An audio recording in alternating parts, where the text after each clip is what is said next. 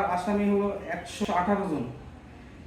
এক নম্বরে হলো HM খায়রুজ্জামান লিটন, সাবেক মেয়র, রাজশাহী সিটি কর্পোরেশন। 2 নম্বর হলো আলমগীর হোসেন, ডিবির ওসি তৎকালীন। 3 নম্বর হলো রকুনুজ্জামান রোকন, ASP তৎকালীন বোয়ালিয়া থানা। 4 নম্বরে হলো SM মনিরুজ্জামান, তৎকালীন পুলিশ কমিশনার। 5 নম্বরে ডাব্লু সরকার, সাধারণ সম্পাদক, আওয়ামী লীগ, রাজশাহী মহানগর। ইসলাম ধর্ম এবং আমার স্বজনের হত্যার উপর মামলা প্রত্যাহারের জন্য অপহরণ ও চাপ প্রসঙ্গে সরকারের দৃষ্টি আকর্ষণ এবং নিরাপত্তা দাবি। প্রিয় সাংবাদিকবৃন্দ, আসসালামু আলাইকুম। আমি SM তারিক পলাশ, পিতা SM আব্দুল আজিজ, হস্তিগঞ্জ এলাকার বাসিন্দা, থানা বোয়ালিয়া, জেলা রাজশাহী। আজ আপনাদের সামনে এক অত্যন্ত দুঃখজনক ও গোপনীয় ঘটনার বিস্তারিত তুলে ধরার জন্য উপস্থিত হয়েছি। গত 22 ফেব্রুয়ারি 2013 রাজশাহী শহর শিক্ষা বিষয়ক পাঠ্য বই থেকে ইসলাম বাদ দেওয়ার প্রতিবাদে ইসলামের প্রতি বিদ্বেষমূলক প্রচারের বিরুদ্ধে হেফাজতে ইসলামে ওলামারা একটি শান্তিপূর্ণ বিক্ষোভ মিছিলের ডাক দেন।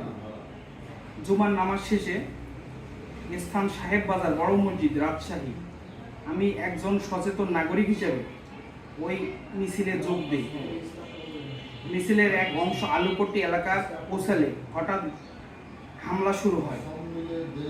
গোলাগুলি, বোমা বিস্ফোরণ, লোহার রড, দেশি অস্ত্র দিয়ে সংঘবদ্ধ হামলা চালানো হয়।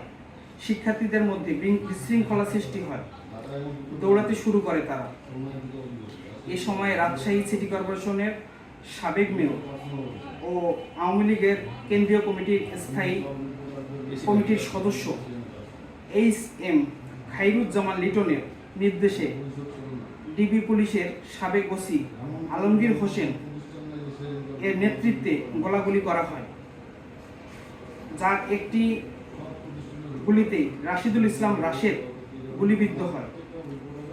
গুরুতর আঘাত পেয়ে রাস্তার পাশে পড়া রাশিদুল ইসলাম উপর 10-12 জন চাপাতি দিয়ে, লোহার রড দিয়ে, পাইপ দিয়ে নির্মমভাবে পেটাতে শুরু করে এবং তাকে হত্যার মাধ্যমে চূড়ান্ত হত্যা নিশ্চিত করে।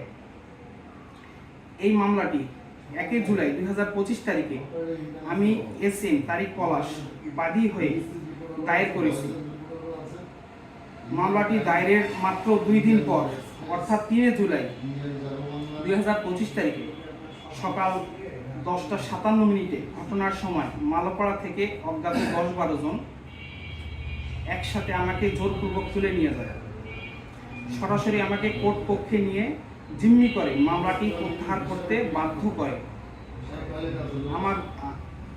আমার ব্যতীত পরিবারের সদস্যদের জিম্মি করে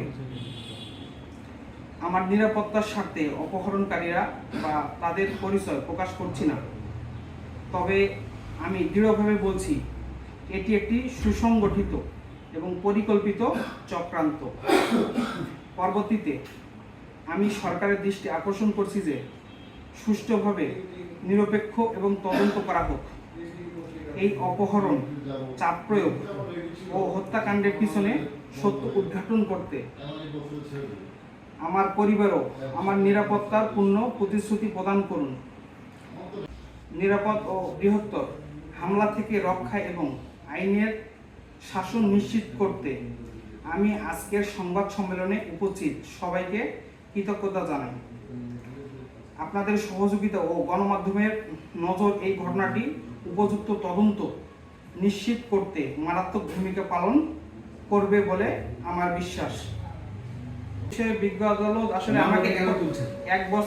আমাকে এক পর্যায়ে আসলে জিম্মি করা হয়েছিল, আমার ফ্যামিলিকে বা আমাকে জিম্মি করার পরে এটা আসলে করা হয়েছে। আদালত তো প্রশ্ন করবে আপনাকে যে আপনি মামলা কেন তুলছেন, আপনি 2 দিন আগে মামলা করলেন। একভাবে এটা হলো চাপ প্রয়োগ করা হয়েছে, চাপ প্রয়োগ করে মামলাটা তোলা হয়েছে। না, আপনি আদালতে গেলেন, যখন আপনাকে জিম্মি করে নিয়ে যাওয়া হয়, তার পূর্বে আপনাকে অপহরণকারীরা কি বলেছে? আমাকে বলেছিল যে আমরা যেটা ওসিকে দিয়েছি যে আমি তোমরা যে বলবো যে তুমি কিছু জানো না এবং আমি নিজে স্বেচ্ছায় মামলাটা প্রত্যাহার করছি। গতকালকে আদালতে উঠার পরে আদালত কি প্রশ্ন করলো এবং আপনি কি জবাব দিলেন? আমি নিজে স্বেচ্ছায় আমার মামলা প্রত্যাহার করে নিয়েছি।